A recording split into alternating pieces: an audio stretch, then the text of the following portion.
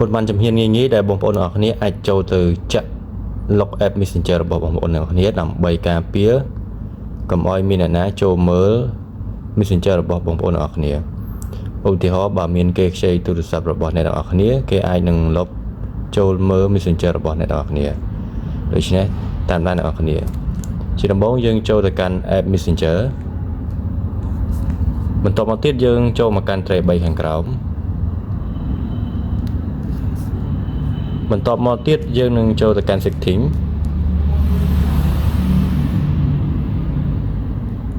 បន្តមកទៀតយើងអូសមកខាងលើបន្តិចហើយយើងរកពាក្យ privacy ចូលទៅកាន់ privacy បន្ទាប់មកបងប្អូននឹងឃើញពាក្យថា app lock យើងចូលទៅកាន់ app lock បន្ទាប់មកយើងចូលទៅបើកប៊ីតុង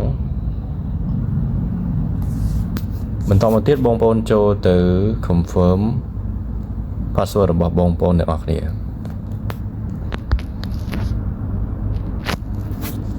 បន្តមកទៀតវានឹងចេញបែបនេះបងប្អូនអាចយកមាន4 function ទី1គឺយើងចេញភ្លាម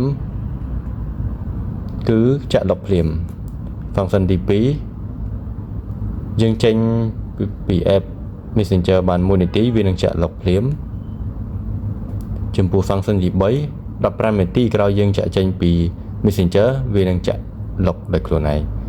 បន្ទាប់មកទី4ក្រោយពេល1ម៉ោងដែលយើងចេញពី app messenger វានឹងធ្វើការចាក់លុប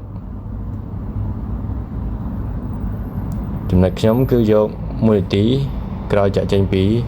app messenger សូមអរគុណបងប្អូនទាំងគ្នាជួបគ្នានៅវីដេអូក្រោយ